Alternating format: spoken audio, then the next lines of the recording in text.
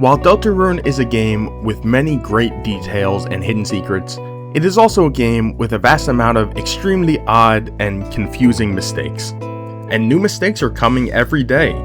This game was just patched a few days ago, and it made it so that if you're in this state where Flowery just left you to join Asgore, you will now be in danger of soft locking your whole game. Because if you just go down this one area, then congratulations, you are now stuck here until you reset the game. But that's just a new problem. There's plenty of old problems to talk about in this chapter of Deltarune. For example, the voice clips option. Maybe you're getting too annoyed with Flowery's voice, so you turn it off. That's the point of an option like this. It lets you toggle what you want to hear. And maybe you want his voice back, so you turn it on again. And then maybe you've really decided you turn it off. This is the point of an options menu. Shocking, I know. And yet, that is not how this options menu works in this game, because of this feather. The second that you touch and accept this feather, well, congratulations, you have now removed the ability to toggle Flowery's voice, ever. You can see this for yourself the first time you come across a wardrobe in the 2D mode. With Ralsei's beautiful sprite there, he tells you can swap controls for jumping and attacking. But didn't this feather option take over another option in this config menu? Yes, for some reason, feather option completely replaces the option to turn voice clips on and off. And this isn't just something that stays around for when you're in the feather mode. No. Whether you're in the 2D mode or just playing the game normally, it is now fully impossible to ever put Flowery's voice on or off. So if you had it off before, congratulations, you've lost Flowery's voice forever. And this is a massive mistake, and Toby agreed, because he specifically addressed it in the recent patch. Hooray! Except, this patch only gave you one interaction that you can get after losing to Flowery. By losing to the last boss in the game, you get an admittedly funny bit where you can put on Flowery hair clips to reactivate your voice clips. Funny, great new addition, but here's the thing. Why didn't we make this interaction right after we got the feather, so that we could immediately choose to put his voice clips back on, huh? In my opinion, this is a pretty major mistake. Flowery without his voice clips loses a lot of what makes him Flowery, and for all the fun that there is in patching in this hair clip solution, it's a mistake to have it not fixed in a way earlier on in this chapter. And these big mistakes, and also some smaller mistakes that I just find funny, are what I wanted to explore with all of you, my dear viewers, today in this video. So, if you enjoy learning about this stuff, or appreciate the forewarning for bigger issues, please like this video and subscribe to Kiora Was Here. Now, let me show you many more mistakes that exist in this game today. Around a week ago, I made a video going over all of the interesting mechanics with the watering can in Deltarune Chapter 5, and in that video, I showed you all that you can water Ralsei, whether with or without his hat, and he will be able to grow a flower, like many other Darkners in this area.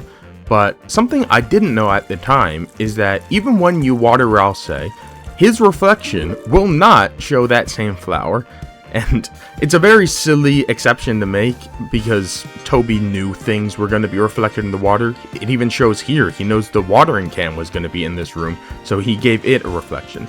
But I think he forgot about the flower because it's not really part of any character sprites.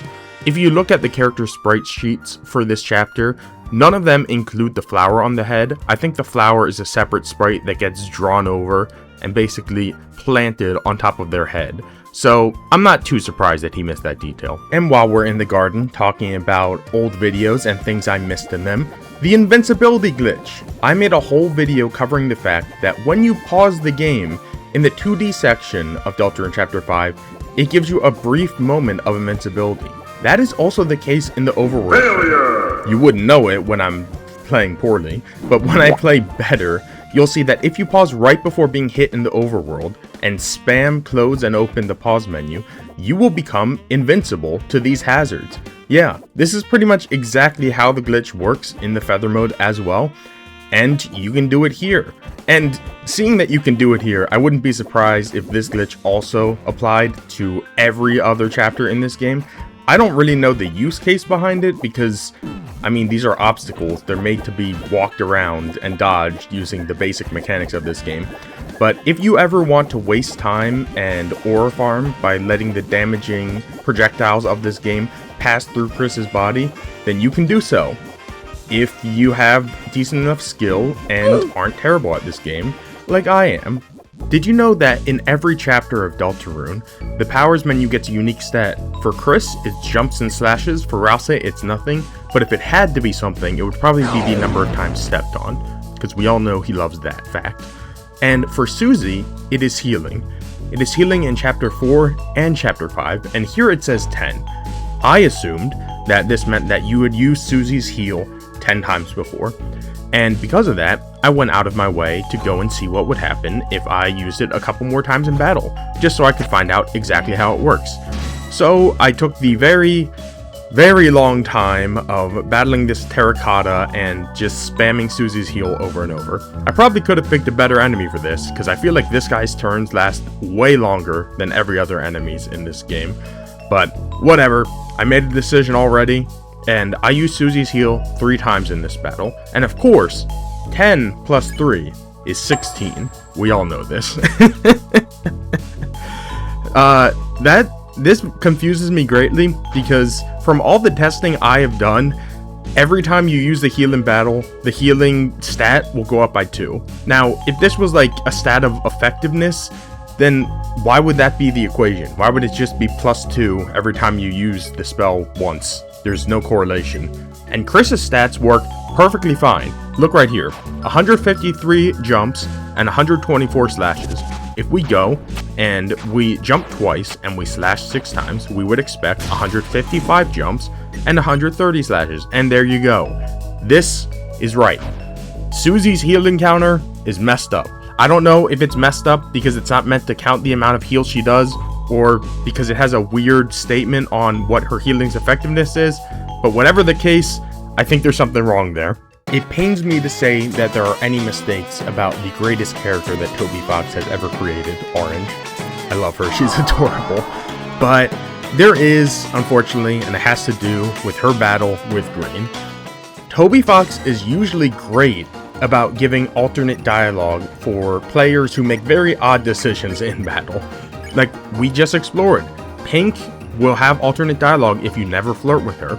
And most of Orange's dialogue is dependent on you stealing her food, and it kind of guides you to do that as a mechanic. But I don't like playing the game the way you're supposed to. I love finding edge cases and doing things wrong. So instead, I'm treating this fight as if every single piece of food is also an obstacle to dodge. And by doing so, I wanted to see if there was any alternate dialogue for the player who eats no food in this entire fight. Now, to begin with, that dialogue from Orange is pretty much the same. It doesn't really matter if you've eaten food or not. It still makes sense on its own. What doesn't make sense starts here. You hatless chibis think you can block my flavors? No, I don't. Well, go ahead and try to keep up. Green, fast food. I wouldn't say that line is too out of place, because it's still just trying to guide you to eat the food, not necessarily saying you have to have eaten the food. But the dialogue you get after this turn is pretty much nonsensical by playing the way that we have played, because we have not eaten food at all, and Orange will proceed to say, now that Green's fast food made you fast, you can't keep up, can you? Orange, not only have we not tasted a morsel of Green's fast food, but we're not fast. We're not shaking at all in this fight because of that. And obviously you're not precise or microscopic as a real human. Orange, we didn't taste any of the food. Are you nice knowing you bullies? Okay, well, so you can see now, Toby did not consider that people would not be eating the food in this battle. I know it's not necessarily the easiest thing in the world to dodge the food, but it's really not that difficult either. So I kind of wish there was some acknowledgement of all of my hard work in playing this fight entirely wrong. And for what it's worth, that's pretty much the only line that doesn't make any sense, although there is one more line that's really confusing. This candy is the glue that keeps us close. Orange, not only have I not encountered candy from Green in this whole fight, even if I wasn't dodging all of the food, it still would be possible to reach that line of dialogue without seeing any candy. So that's another piece of dialogue in this fight that's a bit confusing, because it should realistically only show up when green has candy thrown against you, but it's a generic line orange can throw out at pretty much any point in time. While there's been a lot of mistakes put into this game so far, there is one far above all the others. This interaction, where Susie destroys our relationship with Pink. And I wanted to see if you could avoid flirting ever in this game, and if that would give us an alternate dialogue. Because as it turns out, not only can you avoid flirting and beat this game, you can recruit every single enemy in every chapter without needing to flirt with a single one of them. So I did that with the express purpose of going to Pink, and now, the moment we've all been waiting for. The only reason Susie has had to come in and break up this interaction in the past has been because Chris has flirted with enemies in front of her. Now, Chris has never done this in this entire playthrough. Will we get a brand new scenario because of our choices and actions?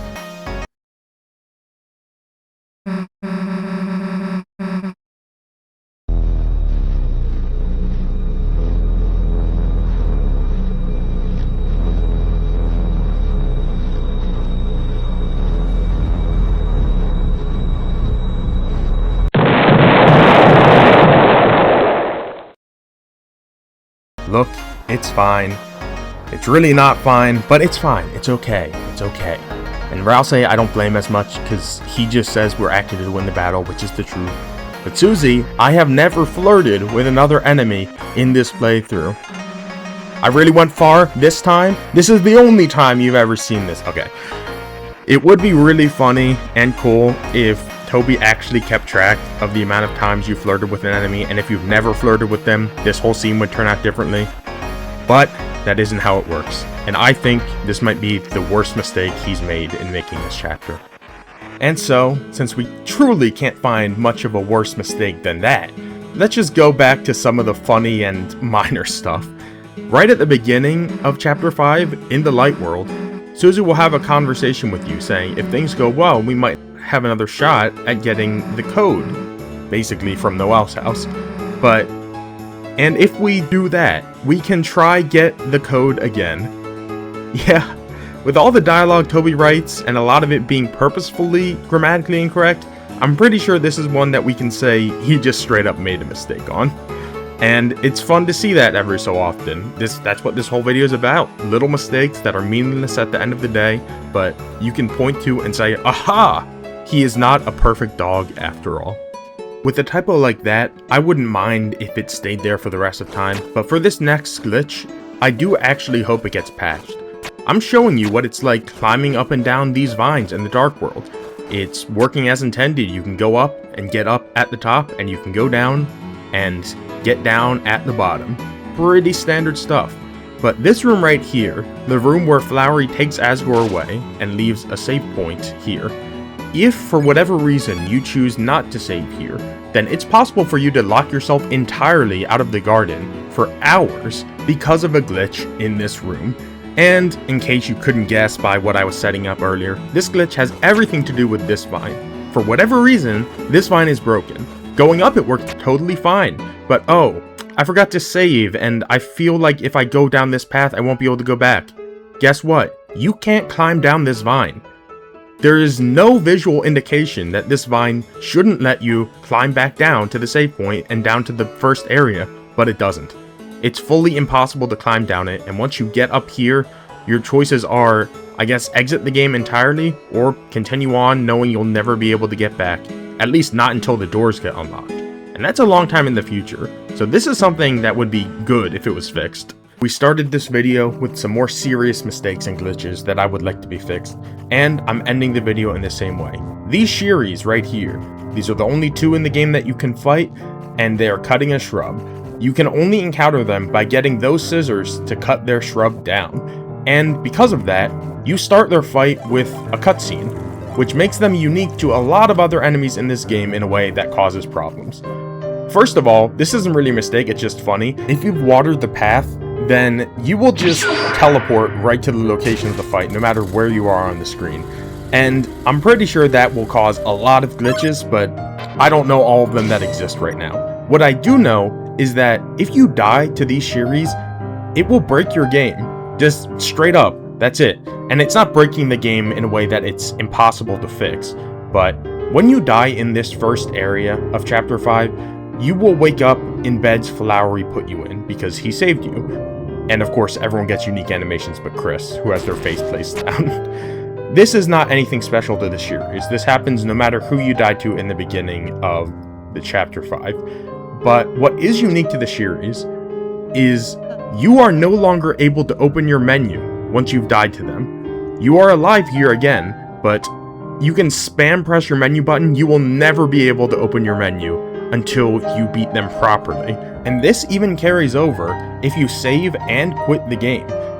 I have just come back from a save and quit, and I'm still fully incapable of opening up my menu. Like I said, one of the main solutions is to run to the right and face the Shiris. But of course, before you do that, you have to realize that you took Flowery dollars instead of dark dollars. There really isn't like a major impossibility in this mistake here. You can solve it pretty easily, but there's also a more fun way to solve it. Because the problems seem to be created because of a cutscene that plays before the Shiris fight, you can just go and witness this cutscene right here with the theater, and just by witnessing it, you'll have fixed your entire menu problem. Yes, the power of yellow will save you from the Shiris and will give you access to your menu once again. Incredible stuff. Also, Susie and Ralse will moonwalk here. That's your extra bonus mistake of the day. So, this isn't something that is as big of an issue as the softlock or the voice clips thing at the beginning of this video, but I still think it's weird and it should be fixed. Like, you should always have access to your menu, just like you should always have access to your ability to turn on and off voice clips. This game struggles on occasion when it comes to those kind of logistical issues, but at the end of the day, this is Deltarune. This is one of the best games I've ever played, and it's not even finished yet. I love everything Toby Fox makes, and I believe I will continue to love them because he is a fantastic writer and game creator. And I hope that's the case for all of you as well. I hope you enjoyed watching this video. I enjoyed making it greatly. Please subscribe if you did, and like the video if you enjoyed it. Have a good day, everyone.